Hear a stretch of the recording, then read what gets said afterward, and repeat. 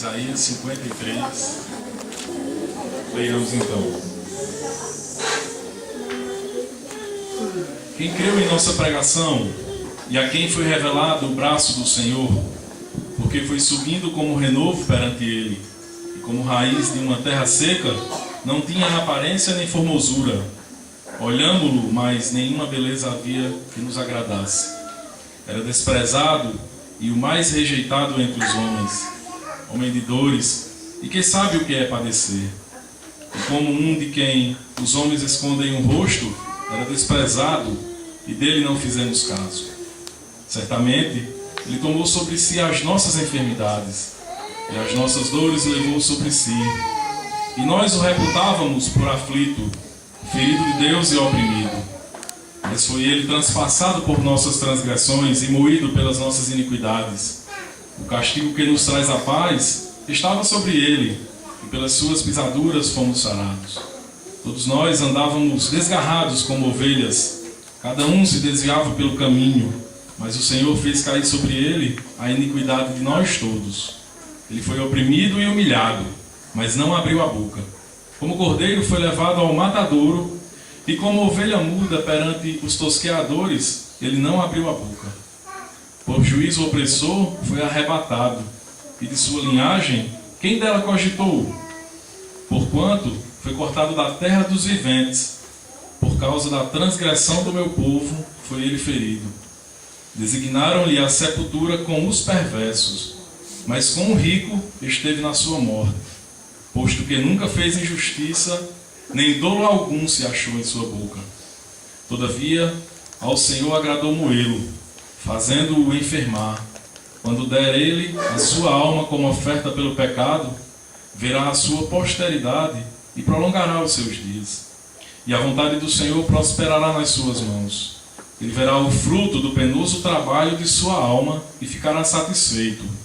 O meu servo, o justo, com o seu conhecimento, justificará a muitos, porque as iniquidades deles levará sobre si. Por isso, eu lhe darei muitos como a sua parte, e com os poderosos repartirá ele o despojo, porquanto derramou a sua alma na morte. Foi contado com os transgressores, contudo, levou sobre si o pecado de muitos, e pelos transgressores intercedeu.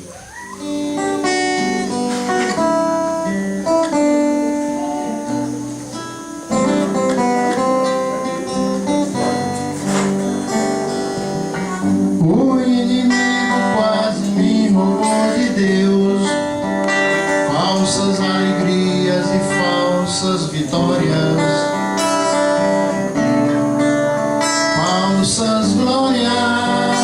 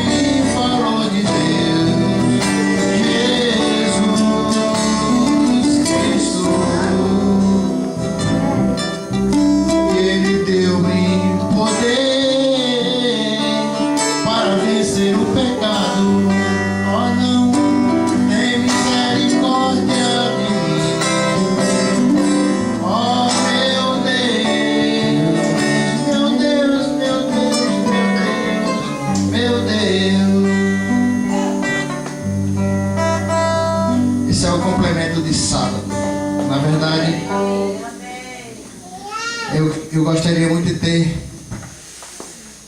encerrado com esse louvor. Para mim é um louvor, é a minha história passada, logicamente.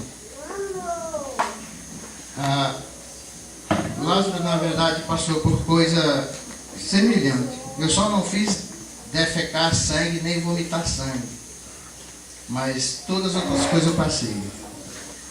E realmente, até as duas pessoas que me falou de Deus para mim existiu. E um foi lá na cadeia, o outro foi pastor velho. Então, que Deus com certeza seja louvado. Eu acredito que aqueles que olharam para a letra, prestaram atenção à letra da música, o conteúdo, realmente louvaram e glorificaram o nome de Deus. Porque realmente... O que eu ia pedir para você fazer era encostar ali na lateral e olhar para baixo, que é uma altura boa para a gente se jogar de lá. E imagina que Jesus tivesse, só uma ilustração, ele tivesse do teu lado e ele dissesse assim para você, ó, pula daqui de cima e quando você morrer eu te ressuscito 1 hora depois. Aí você diria, é mesmo, Jesus, se eu faria isso? Não, eu ressuscito você 1 hora depois. Aí você sobe em cima do parapeito, você olha para baixo, você sabe que vai ser ressuscitado, mas a sensação de olhar para baixo tem que pular de cabeça, para quebrar logo aqui a cervical.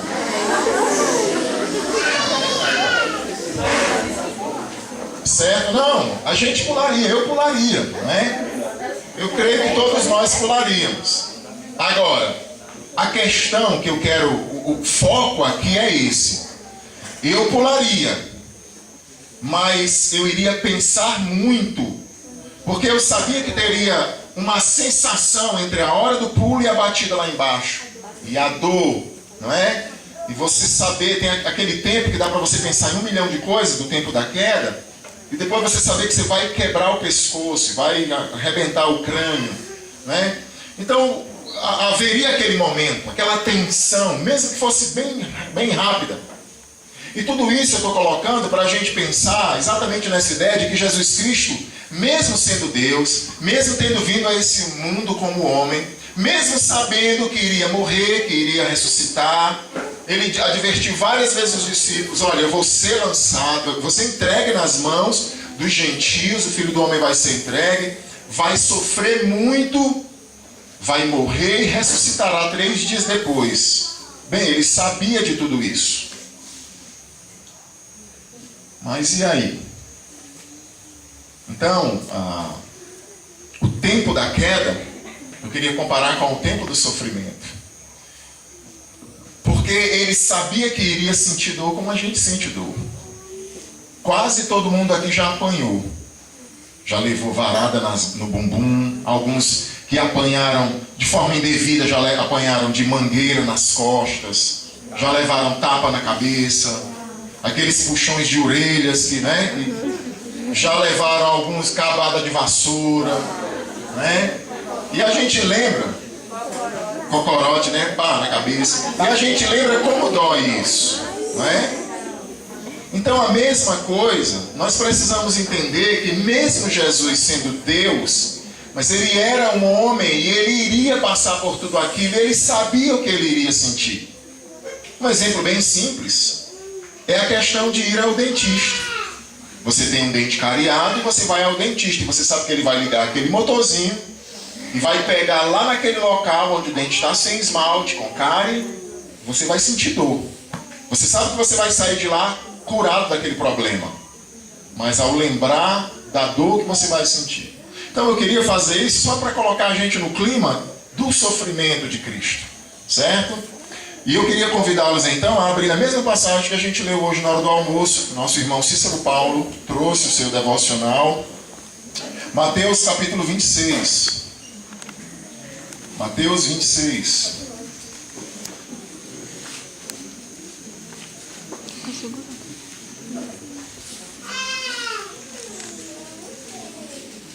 Mateus 26, verso 36.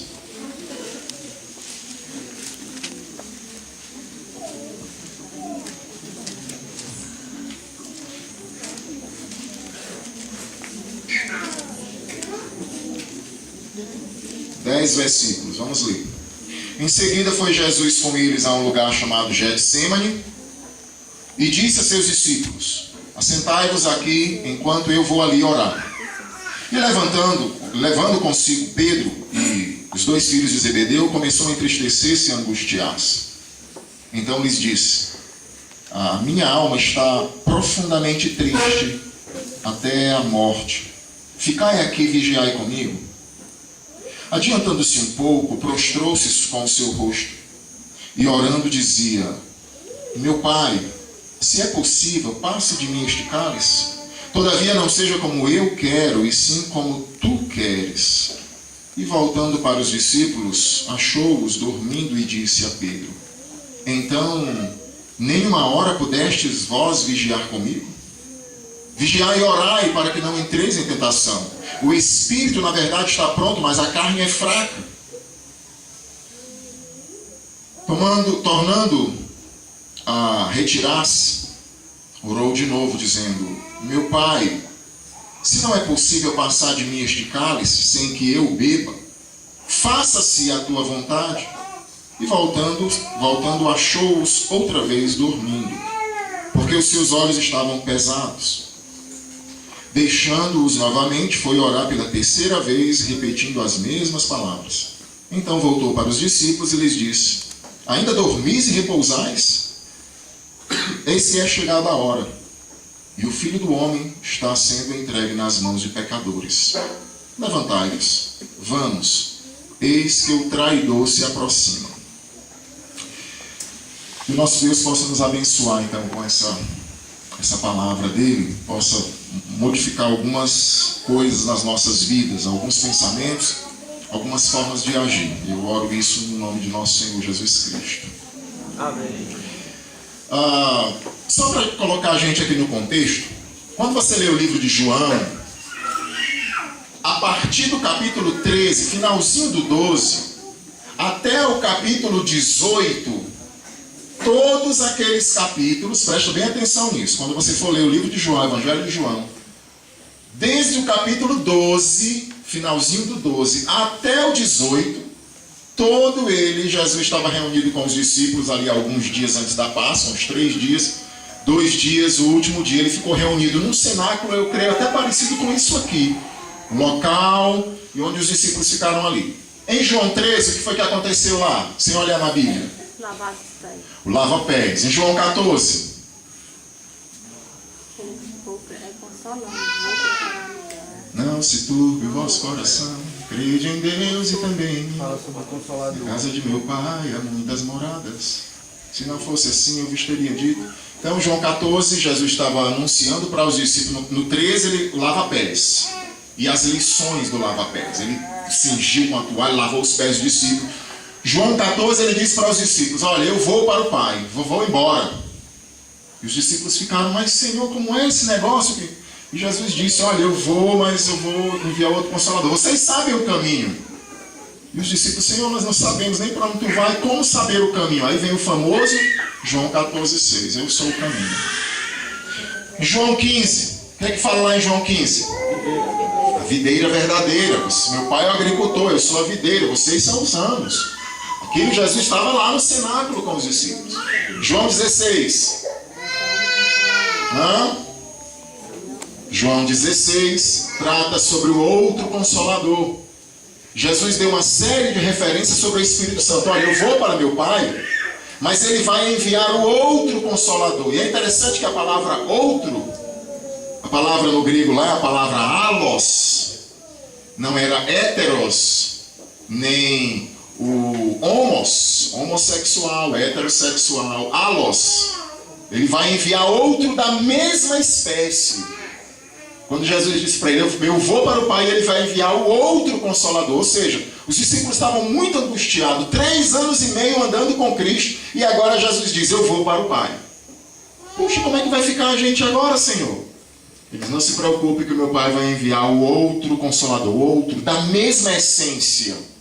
Ele vai consolar o tanto que eu tenho consolado a vocês fisicamente, ele invisivelmente vai consolar vocês com a mesma intensidade. João 17, a oração sacerdotal. Ali Jesus para de falar com os discípulos e agora fala para o Pai, e os discípulos ficam orando, ouvindo a oração de Jesus. Sai com os discípulos, canta um hino, né? Celebra a ceia, canta um hino e vão para o Getsemane. Olha o nome do lugar. Getsemane. Significa o quê? Prensa de azeitonas.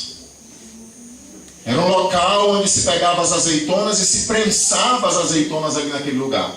Jesus foi exatamente para o local onde se prensava coisas. E foi exatamente para lá que ele foi. E Judas Iscariote sabia que ele iria exatamente para aquele lugar. E ali, como uma azeitona que foi prensada, Jesus então passou por toda a sua agonia. Só para a gente entender aqui, que é importante a gente entender o contexto disso aqui. Agora, o irmão Cícero Paulo falou sobre esse texto muita coisa hoje meio-dia. A gente pegou muita coisa, eu vou me deter, e é muito conhecido nos filmes da gente. Então eu vou trazer mais alguns ensinamentos para as nossas vidas. E o primeiro deles que eu queria trazer é relacionado ao controle das emoções. O que a gente deve aprender aqui com o ensinamento de Cristo, porque além de vir morrer aqui por nós, ele tinha uma missão de ser para nós um grande mestre. É interessante que para muita gente, um budista, para Alá, para os muçulmanos, Jesus foi um grande mestre. Mas para ele, Jesus não foi um grande profeta ou filho de Deus. Então muitos deles, muitas outras religiões admiram Jesus como um grande mestre. Inclusive o Espiritismo, não é, seu Raimundo? O Espiritismo admira muito Jesus Cristo como o grande mestre. E é claro que ele é um grande mestre. Só que para nós ele é muito mais do que isso. Mas nós precisamos entender qual a função importante de Jesus como homem aqui. Então a gente deve observar todo o comportamento dele e parar com esse negócio de dizer: ah não, Jesus é Deus, por isso que ele agiu dessa forma. Porque, como o apóstolo Pedro diz, que tudo que ele fez para nos deixar o exemplo. Lá em 1 Pedro 2,18, quando diz que nós devemos nos submeter, sofrer por causa das coisas, por causa da nossa consciência para com Deus, porque Cristo deixou o exemplo para que a gente siga as suas pisadas. E o texto lá é aquele, a professora quando pontilha a letrinha A para o aluno ir seguindo. Aí o aluno pega o lapisinho e começa a seguir. Então foi isso que Jesus fez por nós. Ele deixou o exemplo de como nós devemos agir. E o primeiro ensinamento que eu queria trazer aqui é exatamente relacionado ao controle das emoções para o tempo certo. Então você não vê esse trecho aqui relacionado, lá no capítulo 12 ele fala um pouquinho sobre isso. Olha, eu estou angustiado. E aí no capítulo 13, 14, 15, capítulo 16, 17, 18... são pelo menos 3 ou 4 dias, Jesus não menciona mais nada disso. Ele celebra a ceia com animação, ele canta louvores com animação. Ele está ali com os discípulos ensinando, fortalecendo aos discípulos, sem sequer se deixar abalar por um evento que iria acontecer no tempo certo. Talvez 4 dias depois. O controle das emoções. A gente encontra aqui o centro da tristeza de Jesus, quando ele diz assim, ó: a minha alma está profundamente angustiada. Então o foco, o centro da tristeza de Jesus era na alma. O que eu acho interessante aqui, olha, a gente geralmente vê, porque talvez você nunca tivesse prestado atenção nisso até agora, porque a gente só lembra das chicotadas, a gente só lembra dos pregos, a gente só lembra da coroa de espinhos. Mas dificilmente alguém lembra da tormenta psicológica que Jesus havia passado aqui naquele momento. Porque ele sofreu no outro dia todas as tormentas físicas e psicológicas também. Zombaria, isso afeta o nosso psicológico. Mas o que Jesus estava sofrendo aqui nesse momento era exatamente sua alma. Porque nós não pecamos e não somos afetados. O pecado não nos afetou somente no corpo. O pecado nos afetou no nosso físico, mas acima de tudo ele também afetou a nossa alma. Então Jesus não podia só sofrer fisicamente. Ele não podia só levar chicotadas. Ele não podia só levar socos, bofetadas, coroa, pregos. Então a tormenta de Jesus era exatamente na sua alma. Porque a sua alma tinha que padecer também. O grau da tristeza. Ele chega a dizer que estava sofrendo até a morte. Ele estava dizendo, eu estou numa tristeza a ponto de morrer, que uma tradução melhor para isso seria, eu estou com uma tristeza tão profunda em minha alma, que é uma tristeza de morte. Uma tristeza de morte. Só quem poderia definir algo um pouco semelhante é quem já perdeu um ente querido. O que é uma tristeza mortal? Porque talvez a maioria de nós aqui não sabe nem o que é isso. Nunca perdeu ninguém na família tão próximo. Nunca teve a ameaça de perder alguém lá no leito do hospital, o médico dizer, não tem mais jeito. E depois aquela pessoa talvez até voltar a ficar boa de novo. Então, o que eu quero destacar aqui é o controle que Jesus colocou no tempo certo. Então ele passou ali vários dias ensinando, celebrou a ceia, lavou os pés, fez tudo aquilo e disse, agora vamos ali para um local. E saiu, um local com certeza escuro como esse aqui, Getsemane, não tinha uma iluminação pública lá. Chegou no local, reuniu os discípulos, deixou um grupo mais afastado e levou os três. O que eu acho interessante é que os três que viram Mateus 17, viram a glorificação lá no monte. Pedro, Tiago e João, que viram Moisés e Elias lá, lembra? Os mesmos três que viram a glória, agora estavam vendo a humilhação. E ele leva os três à parte. E ele diz para eles, minha alma está profundamente angustiada. Eu vou ser sincero com vocês, eu teria dificuldade de dizer isso. Até pensando na estrutura da igreja. Ontem eu estava extremamente acamado ali, sem força simplesmente para fazer nada. E fico ali numa, rapaz, por que eu não estou ali? Por que eu não vou me levantar, organizar ali alguma coisa no culto e tal? E fico com essa... E Jesus ele não teve a menor preocupação com isso, de expor a sua fraqueza. Talvez os discípulos olharam e disseram, puxa, o que está acontecendo? Cadê o homem que ressuscitou mortos? Por que ele não pode fazer nada agora? Porque ele trouxe vista a pessoas que não tinham? Por que o Senhor paralisou o mar naquele dia? O Senhor não lembra? O vento? O que está acontecendo, Senhor? Mas, irmãos, o que o Senhor Jesus nos mostra aqui é que nós devemos ter um controle, nós podemos ter um controle das nossas emoções. Vocês lembram do que Jesus ensinou lá em Mateus 6,34? Quando ele vem ensinando sobre a ansiedade.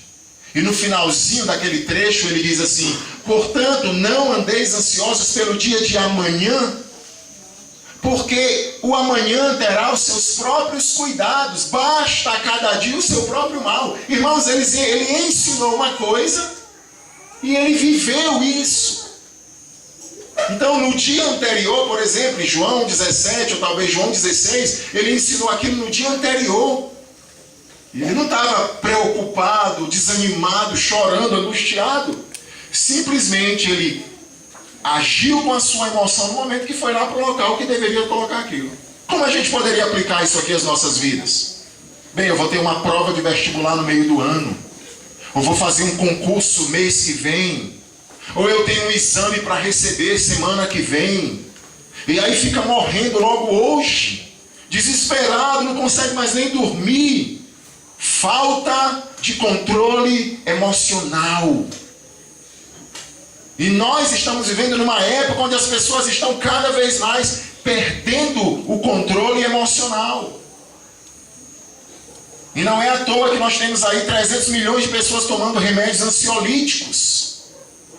Problemas de ansiedade, não sei se tem alguma coisa a ver só com alimentação, se tem alguma coisa espiritual, demoníaco no meio disso tudo.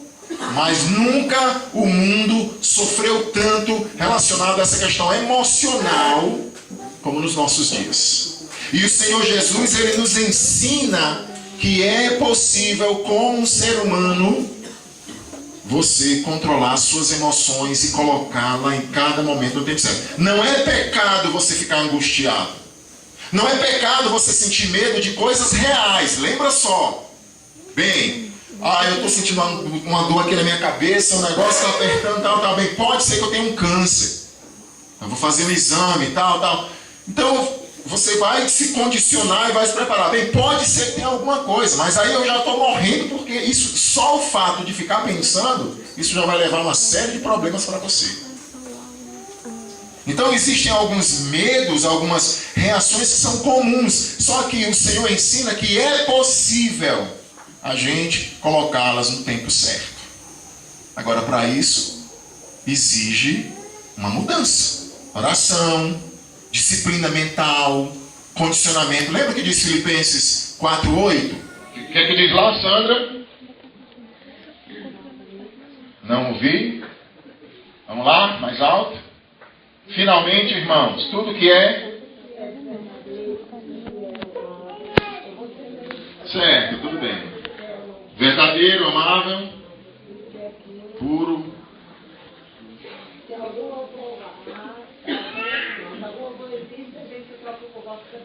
Certo?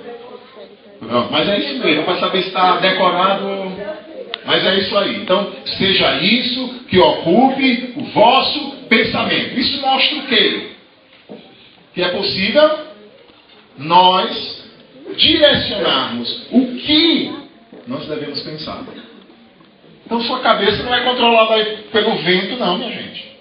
A sua e a minha não é controlada aí por uma força alheia e qualquer, não. Quem condiciona meus pensamentos sou eu. Então o Senhor nos ensina aqui que a gente deve colocar nossas emoções no momento certo. Situação no momento certo. Agora, eu queria destacar aqui uma coisa muito importante e pensar. Jesus falou tanto sobre fé, sobre confiança, né? Até o irmão falou aqui hoje de manhã. Eu queria que vocês abrissem Hebreus 5:7. Hebreus 5:7. Ele diz assim, ó. Ele, Jesus, nos dias de sua carne, tendo oferecido com forte o quê?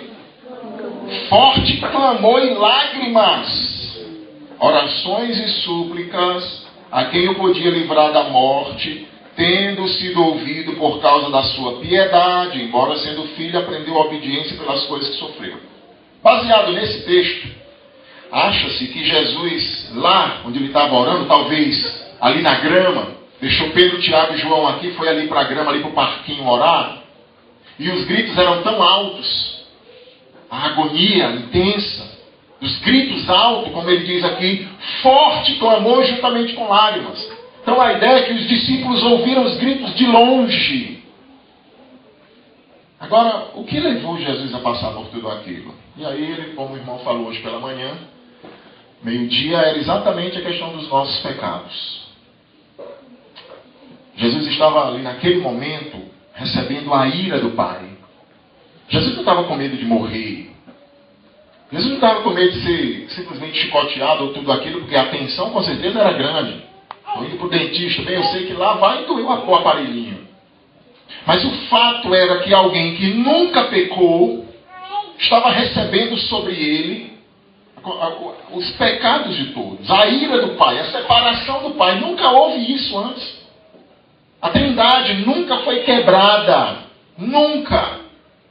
E naquele momento Jesus sabia que a Trindade iria se separar, o Espírito e o Pai, o Espírito que habitava dentro de Cristo, desde o batismo, ali que começou a atuar com os milagres, porque ele já nasceu cheio do Espírito, como João Batista, mas no momento do batismo, visível ali os milagres. Então, no único momento, o Pai e o Espírito se separam do Filho. O Filho ia receber sobre ele todos os nossos pecados. E sem contar apenas a separação, que já seria algo suficiente, o Pai iria lançar a ira de todos os pecadores que iriam ser chamados para a eternidade sobre o Filho.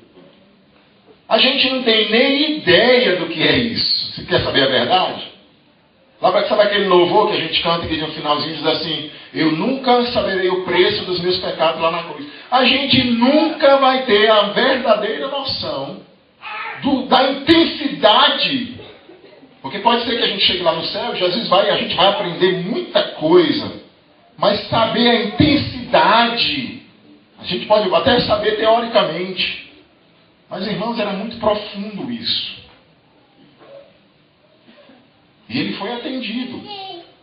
A prova é tão grande que Jesus não estava orando simplesmente com medo de morrer, que lá no texto de Hebreus diz que aquele rogou ao Pai e ele foi ouvido por causa de sua piedade. Então nós devemos aprender a colocar nossas emoções no tempo certo. Agora você pode ouvir isso aqui, ir embora e continuar vivendo do seu jeito normal. Ou você pode começar a tentar ter uma disciplina mental. Aquela pregação que eu dei sobre depressão. Agora isso não vai ser fácil. Não tem remedinho na farmácia para controle mental. Você pode desenvolver isso com a ajuda do Senhor. Se você está sofrendo hoje, talvez vários, eu tenho certeza que vários de vocês estão sofrendo por alguma ansiedade, por algum problema que ainda está lá no futuro. Isso é desobediência e é pecado. Jesus ensinou, deixe para se preocupar com o problema de amanhã. Amanhã, os cuidados do amanhã já estão preparados todos. Ou seja, Deus já providenciou todas as coisas que nós vamos precisar para amanhã. Os problemas de amanhã, todas as soluções já foram, não serão. Já foram. Jesus prometeu isso. Não vos preocupeis com o dia de amanhã, porque o amanhã terá os seus próprios cuidados. Basta ao dia o seu próprio mal. Então eu vou me preocupar com as coisas de hoje. Me preocupar no sentido de alistar o que é que eu tenho que fazer como prioridade e exercer aquela tarefa. Uma outra coisa muito importante aqui no verso 38. Então lhe disse, a minha alma está profundamente triste até a morte, ficai aqui e vigiai comigo. O que é que a gente aprende com essa frase? A importância de se compartilhar a comunhão com os outros. Jesus era Deus, homem, mas ele chamou 3 homens para estar ali com ele. E o que ele diz para eles? Ficai aqui, vigiai e orai comigo. Então o que Jesus estava pedindo naquele momento era uma ajuda. Não uma simplesmente, eu creio que mais nesse sentido de deixar para nós a importância da gente entender como nós precisamos compartilhar isso uns com os outros. Às vezes lá na igreja, ou numa visita, tem todo mundo aqui que já visitou, os homens que foram diáconos, outros que são, ou as pessoas que fazem parte do grupo de visitação, sabe que às vezes você vai fazer uma visita, a pessoa fala, e você às vezes não diz nada, a pessoa diz, ai meu Deus, como foi bom esse momento. Por quê? Só a necessidade de falar. Você às vezes não diz nada, já aconteceu muitas vezes comigo. Fui fazer visita para pessoas, a pessoa falou, e eu não cheguei nem a dizer nada. E ela diz, ai pastor, muito obrigado, foi uma bênção. Realmente foi, mano. O irmão, né? Você sabe quanto o psicólogo cobra por uma consulta? Psicólogo, psiquiatra trata com medicamentos. O psicólogo, bota os mais importantes, bota um divanzinho, né? Aquela cadeirinha. Aí você fica deitado. Aquilo pro pobre não é assim não, né? Pro pobre, aqui os psicólogos mais pobres sentam na cadeira frente a frente, né? Mas o psicólogo, aqueles mais, os internacionais, aí bota aquele divã, fica de costa aqui, a pessoa fica olhando deitada para lá, e ele fica aqui nas costas fazendo as perguntas e a pessoa falando. Mas a ideia do psicólogo é simplesmente ouvir o que a pessoa está passando. As pessoas, tem gente por aí que tem tratamento marcado semanalmente com psicólogo. Por que isso? É simplesmente pela necessidade que temos de ouvir, de compartilhar com as pessoas. Nós estamos vivendo num tempo onde as pessoas estão sedentas por comunicação. WhatsApp, Facebook, Orkut, e todas essas coisas aí estão aí. E o que é que acontece? Orkut é museu já, né? Mas eu estou dizendo assim, essa sequência que tem vindo. Então isso mostra o quê? Que está todo mundo sedento por comunicação. Só que infelizmente é uma comunicação impessoal. Não sei nem quem é.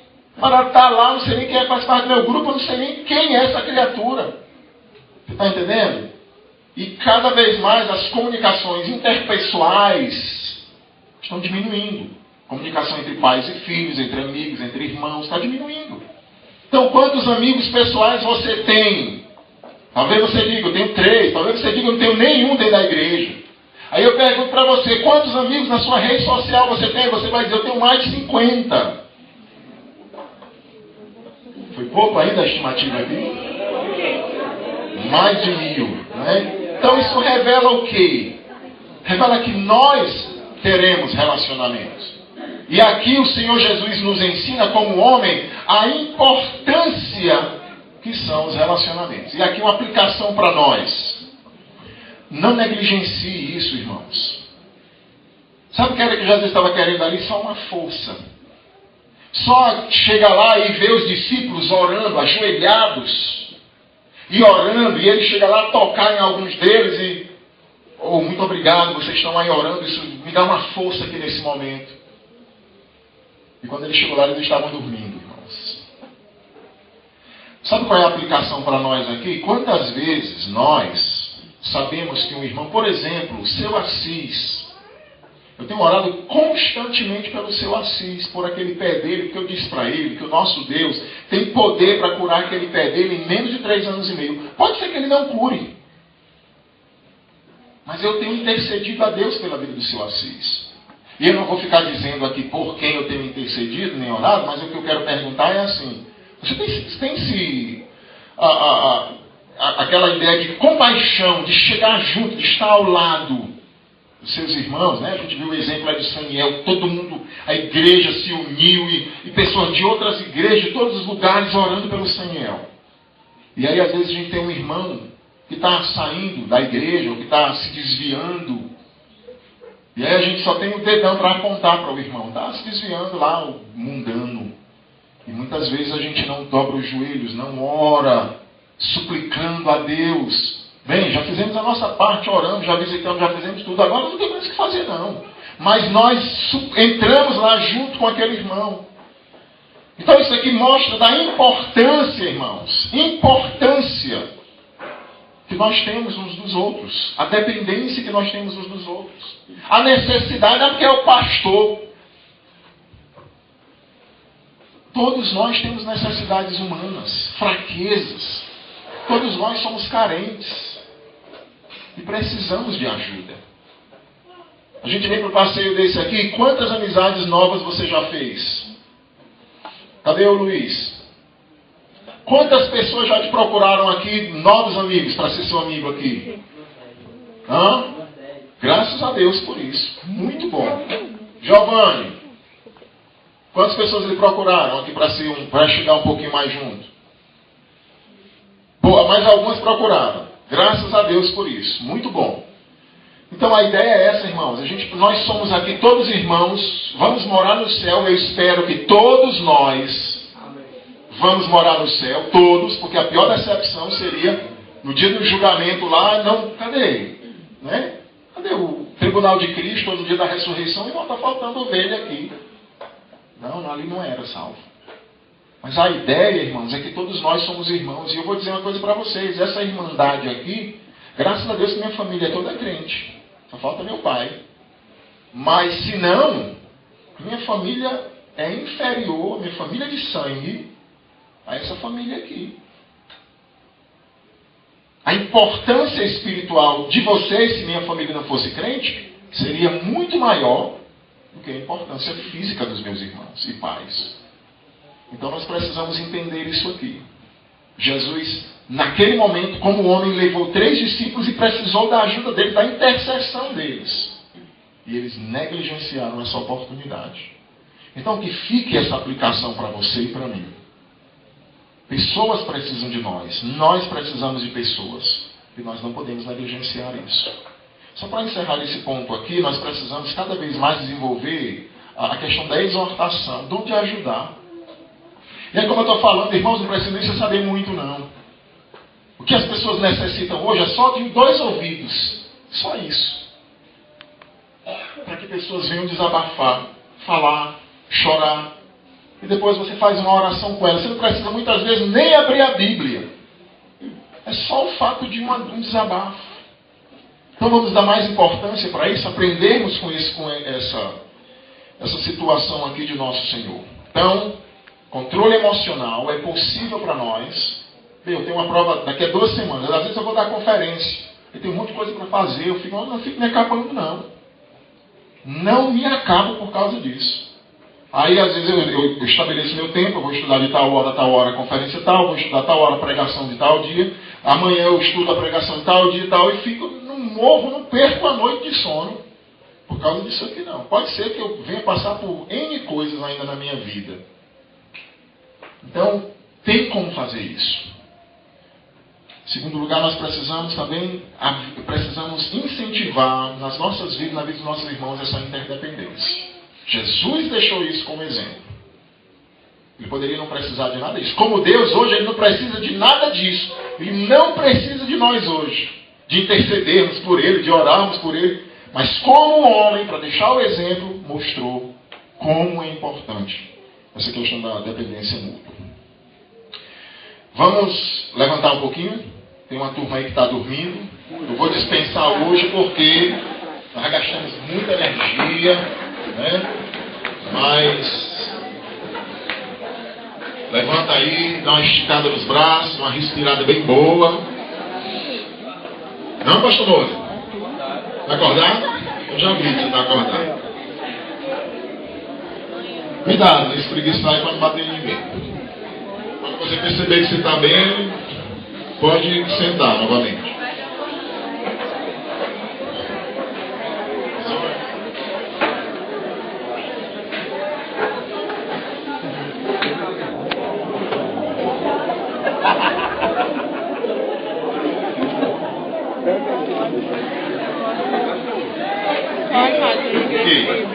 Não. O senhor pegando em vez.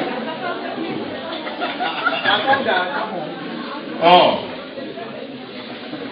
as duas lições que nós acabamos de aprender, quais foram? A primeira, controle emocional. Colocar no momento certo, deixar para o tempo certo, começar a desenvolver isso. Segundo, compartilhar as nossas aflições, ou entendermos a importância da dependência mútua. Simples. Você precisa de mim, eu preciso de você. Eu tenho que estar disposto a ajudar a você. Terceiro lugar, nossa oração deve ser a nossa primeira atitude nas aflições. Olha o que diz o texto aí. Versículo 37. Levando consigo, esse aqui é o último ponto da mensagem. Levando consigo a Pedro e a 2 filhos de Zebedeu, começou a entristecer-se e angustiar-se. Então lhes disse: minha alma está profundamente triste até a morte, ficai aqui e vigiai comigo. Adiantando-se um pouco, prostrou-se sobre o seu rosto, orando e dizendo: meu pai, se possível, passe de mim este cálice. Todavia não seja como eu quero, sim como tu queres. Então o que é que a gente aprende aqui? Que a oração deve ser a nossa primeira atitude nas aflições. Você lembra de Isaac? Quando ele percebeu que nas suas intimidades com Rebeca, passou um mês, outro ano, ele percebeu, bem, ela é estéril, ela não pode ter filhos. E a Bíblia diz que ele começou a orar a Deus. Você lembra de Ezequias, quando Senaqueribe, o imperador do mundo, escreveu uma carta, mandou a Rabsaque levar a carta até Ezequias, lá no muro, e ele começou a blasfemar de Deus? Você está pensando que você vai fazer o quê? Você está pensando que o seu Deus vai fazer o quê? Ezequias pegou a carta. A primeira coisa que ele fez, a Bíblia diz que ele consultou todos os sábios do império. Não, ele pegou a carta, foi lá do templo, mostrou a carta, pôs a carta diante do Senhor e se prostrou em adoração. Primeira coisa que Ezequias fez foi orar. O que o Senhor faz aqui? Ele não vai simplesmente chorar, ele não chama os discípulos: olha, fiquem aí, pontos estratégicos. Se alguém aparecer, me avisem, né? Simplesmente ele diz: olha, vamos ficar aqui, vocês fiquem orando, eu vou ali, vou tirar um tempo para orar. Irmãos, a oração deve ser não só nos momentos de aflições, mas principalmente neles. E aqui vem um problema, porque é geralmente nesses momentos que, se você não tiver uma disciplina em oração, o que é que vai acontecer? Nesse momento exatamente, aí é que você não vai conseguir orar mesmo. Você vai querer resolver os problemas, você não vai conseguir se concentrar, porque não desenvolveu uma disciplina nos momentos bons. Então nesse momento aqui você não vai conseguir orar. Então é importante que você desenvolva, como é o nome da mulher lá do livro, lá do encher o tanque, para quando precisar, como é o nome do livro? Mulher segundo o coração de Deus. Então ela diz que você deve ler a Bíblia, você deve desenvolver relacionamento com Deus, para que quando vier aqueles momentos difíceis, que você não conseguir ler a Bíblia, que você não conseguir orar, seu tanque já está tão abastecido, que você vai conseguir suportar aquela situação. Então o que eu diria para você é assim, ó, desenvolva enquanto você não está passando, principalmente para os jovens. O jovem de hoje muito ligado aí nas comunicações e tal, muita coisa para você fazer, para ter. É mais difícil para essa geração concentração para orar. Aí faculdade, aí estuda, não sei o quê. Aí nas horas vagas quer tirar o tempo lá para... E aí negligenciam a oração. Negligenciam a coisa mais importante. Se Jesus talvez não tivesse si, nós estamos falando de si para Cristo, mas só falando aqui de coisas, de impossibilidades, não é? Mas de possibilidades na realidade, no sentido do si, mas talvez se ele não tivesse orado, quem sabe o que teria acontecido. E ele foi fortalecer-se lá no Senhor. Você lembra de Daniel? Eu acho muito lindo lá em Daniel 3. Deixa eu ver. Daniel 2, quando Nabucodonosor tem o sonho da estátua, manda chamar os astrólogos e diz: eu quero que vocês digam, interprete o sonho que eu tive. Ah, Senhor Nabucodonosor, diga o sonho para a gente poder interpretar. Não, Senhor, vocês vão me contar o sonho e vão me dizer a interpretação. Oh, não há rei no mundo poderoso que seja que jamais tenha pedido coisa desse tipo. Mate todos os astrólogos e adivinhos do império da Babilônia. E aí ele mandou matar todo mundo. Quando a ordem chegou lá que Daniel soube, ele faz o quê? Ele vai lá em Arioque, pede para Arioque levar ele na presença de Nabucodonosor, pede um tempo. O que ele faz, a Bíblia diz? Chamou Ananias, Misael e Azarias e foram suplicar a Deus. E é lindo, aqueles jovens vão ali, se humilham na presença de Deus, jejuam. E aí quando Daniel vai dormir, Deus revela para ele o sonho e a interpretação. No outro dia ele é submetido à presença de Nabucodonosor. Oração deve ser a primeira coisa nos momentos de aflições das nossas vidas. E isso também vai exigir disciplina. Isso também exige disciplina. É interessante a posição que Jesus colocou aqui. Ele prostrou-se. E a ideia do prostrar-se aqui, geralmente relacionado na Bíblia, tem a ver com adoração ou dor extrema. Você lembra o que Jó fez? Quando soube da notícia de perder tudo, ele foi lá e prostrou-se. A ideia é de adorar. Então, o Senhor Jesus, para deixar o exemplo para nós, ele vai se prostra. A ideia aqui de uma adoração extrema ou de dor extrema. Eu nunca vou esquecer, por mais tudo que tem acontecido com o Josué, mas eu nunca vou esquecer um exemplo que ele deu há muitos anos atrás, de quando ele estava vivendo uma situação que ele não aguentava mais.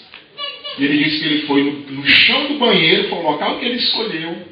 Chegou no chão do banheiro, deitou-se naquele chão, encostou o rosto no chão e começou a chorar continuamente em adoração e humilhação a Deus naquele momento. E o que nós encontramos aqui é Deus prostrado diante de Deus. Irmãos, se Jesus fez isso, quantas vezes você já dobrou seus joelhos para orar a Deus na sua intimidade com Deus? Estava até conversando outro dia com o Pedro, a gente estava falando sobre essa questão, né, do prostrar-se, do adorar e tal. Aí eu pergunto, quantos talvez tenha a vontade, ou faça isso todo dia, se dobra os seus joelhos ali na sua cama, num local à parte, em adoração ao Senhor. Se você não faz isso, você está completamente errado. Completamente errado. Jesus, como Deus, mas sendo homem, deixou o exemplo para nós, a ideia do prostrar-se em adoração ao Pai. Quem é você para não se prostrar? Que soberba e arrogância é essa para não se prostrar diante do Senhor?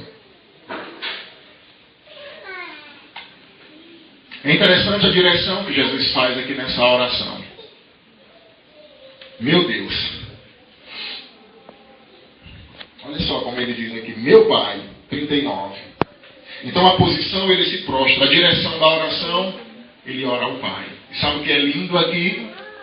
Irmãos, por mais que a nuvem esteja nebulosa, ou esteja negra à nossa frente, o que é que o Pai nos ensina? O que é que Jesus nos ensina aqui? Ele não perde a sua posição de quem Ele é. Por mais negra que sejam as tribulações das nossas vidas, nós nunca devemos perder. Porque se a gente perder isso, meu amigo, está acabado. A gente nunca pode perder o foco da nossa posição. Eu estou passando por isso, eu perdi isso. Eu perdi fulano, eu perdi isso aqui. Ou eu estou passando por isso, uma frieza, uma depressão, ninguém sabe. Ou... O que a gente nunca pode perder é essa nossa identidade. Meu Pai. Então Jesus sabia que mesmo passando por aquela situação, ele sabia que o Pai estava vendo. Ele sabia que iria ter separação, ele sabia que a ira do Pai iria, no momento certo, cair sobre o Filho. E ele sentiu isso. Eli, Eli, lama sabachthani.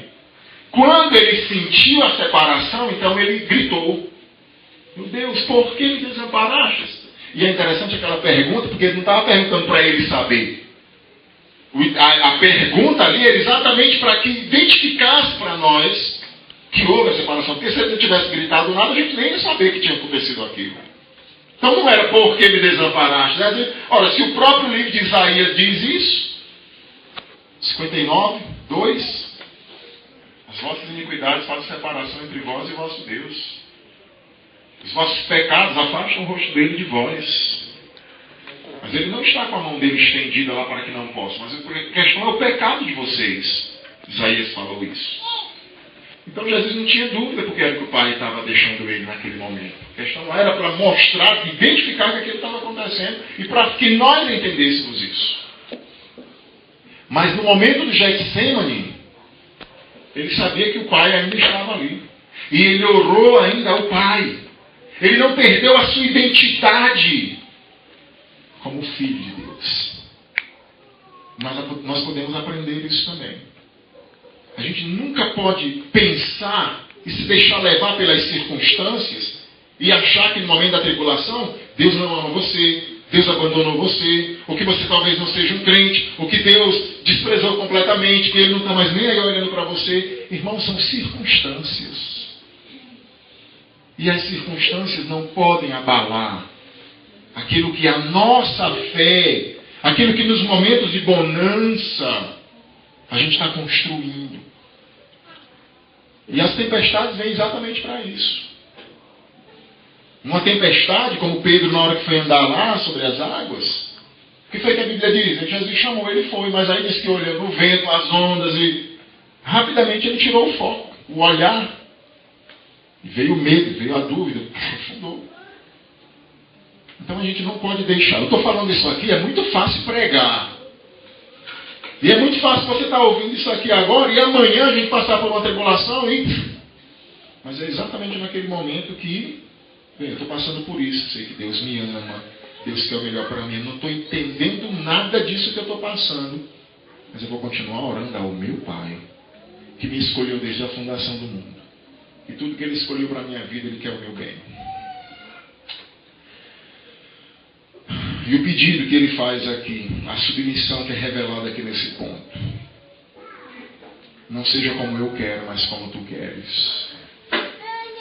Isso aqui é muito lindo. Como Tu queres. Nós devemos aprender a sermos submissos à vontade do Pai. Irmãos, não é fácil não, viu? Nós temos pessoas aí que estão... Eu vou dar alguns exemplos na prática. A gente tem visto aí, né? Todo mundo veio aqui, vou pegar o exemplo de vocês dois, Manu e Ítalo. Estão namorando ali, estão numa fase e tal. Aí eu digo assim, não, vocês não vão casar um com o outro. Aí eu digo, puxa, mas não pode isso. Não, Senhor, por favor, sabe? Aí a gente fica assim, como se... Outro exemplo aqui, uma casa que a gente talvez esteja querendo comprar. Ou N exemplos. Coisas que a gente quer. Eu vou dar aqui alguns. O namoro, a casa, o emprego. Aquele emprego que eu estou querendo, eu quero sair desse que eu estou. A condição espiritual, o casamento, as finanças. A gente quer que as coisas vão lá do nosso jeito. E às vezes Deus tem outro plano para nós. E aí não é fácil tirar o nosso pensamento, os planos estabelecidos, as ideias, e submeter-nos à vontade do Pai. Não é fácil. Mas a gente sabe que é o melhor. Não é o mais gostoso. muitas vezes não é o mais gostoso, não é o mais fácil, mas a gente vê o exemplo aqui de Cristo. Pai, se possível for, passa de mim esse cálice. Então o cálice era o quê? Sofrimento, morte, separação do Pai, a ira, os nossos pecados lançados sobre alguém inocente. O irmão introduziu muito bem a pregação dele hoje aqui, né? Os exemplos que ele deu. Não é fácil. A gente está aqui numa brincadeira e, sei lá, um irmão mata o outro lá e leva a culpa no seu lugar. Não é fácil isso. Então ele tinha tudo isso. E o que nós então podemos perceber? Ele diz: Pai, se for possível, passa de mim esse cálice. E além de lá estar na morte, não me deixa ali permanecer na morte, como o próprio Davi profetizou e Pedro usa lá em Atos 2. Não deixará o meu corpo na corrupção. Mas a minha vontade nesse momento, Pai, não vale nada. Seja feito a tua vontade. É interessante que quando eu vim para cá, para o Juazeiro, Estados Unidos, vou explicar o porquê. Quando eu vim para o Juazeiro do Norte estudar para ser pastor, o meu ideal quando vim para cá era ser missionário nos Estados Unidos. Interessante, né? Os Estados Unidos mandou missionários para cá para evangelizar a gente. E agora eles lá estão precisando de pessoas que vão daqui para evangelizá-los lá. Principalmente lá em Miami, que tem muitos portugueses e outros estados lá dos Estados Unidos que precisam. Ainda precisa hoje. Não é só a África não. Lá também precisa. Principalmente os países da Europa. E eu vim para cá com essa intenção. Vou me formar no Juazeiro e vou embora para os Estados Unidos. E vim para cá com essa ideia. Segundo ano a igreja Esperança me chama para trabalhar. Naquele segundo ano eu ainda estava trabalhando na igreja e pensava: Deus me livre de ficar aqui nesse lugar. Eu tinha esse calor aqui, para mim era uma coisa insuportável. Setembro até o final do ano era pesadelo para mim. Então assim, Deus me livre de ficar aqui. As pessoas, rapaz, eu não suportava. Aí terceiro ano, então a coisa já... Quarto ano, nem sonhava mais sair da igreja. Já para mim era um pesadelo pensar em ir embora daqui. Né? Então, Deus mudou completamente o meu plano. E graças a Deus foi uma bênção. Né? Mas teve coisas que não foi tão fácil e tão boa. Já tinha planejado, organizado, já tinha feito, sabe? Um outro exemplo, quando a gente se casou, eu disse, lá em Aquiraz, a gente sempre gostava do 7 de setembro, era uma coisa muito marcante, ainda é lá. O pessoal investe muito. E a minha ideia é construir uma casa em cima da casa da minha mãe, lá da minha avó, para a gente poder, sei lá, ver as coisas lá, o pessoal ali e tal. Fizemos planos, vamos fazer isso aqui e tal, há tantos anos, gente. Naquele mesmo ano, eu nem sonhava em ser pastor, 97. Deus colocou um desejo irresistível para ir para o seminário. E a minha esposa, vamos, só quero que você me dê uma coisa, o meu shampoo, pronto. Então ela disse isso, não quero saber de mais nada, só quero que você me dê o meu shampoo. Graças a Deus até hoje, 17 anos, nunca faltou o shampoo não. Então assim, irmãos, isso aqui é muito importante para nós. Talvez você tenha planejado uma viagem, ela não vai sair. Uma mudança de emprego, ele não vai. Um aumento, não vai sair. Uma situação que não vai... Sabe? Muitas vezes a gente tá... Essas coisas geralmente é quando a gente passa por aflições. A gente quer que Deus mude logo. Senhor, estou passando por isso está tão difícil. Ó Senhor, resolve logo essa situação. É tanto que algumas vezes a gente até se desestimula de orar. Não é porque a oração é fraca. Não é por causa de falta de fé. É porque tem um tempo para ser estabelecida a vontade do Pai. Vontade do Pai. É isso que precisa ser prioridade nas nossas vidas. Prioridade nas nossas vidas. Então, a gente deve entender isso aqui nas nossas vidas como um ponto crucial e até na questão da própria oração. Você lembra o que João diz lá na sua primeira epístola? Se orarmos, se pedirmos alguma coisa segundo a sua vontade, Ele nos ouvirá. Quando eu penso nesse versículo, até me estremeço quando eu vejo algumas pessoas orando e determinando o que é que Deus deve fazer. Quando Jesus nos dá esse exemplo de submissão ao Pai.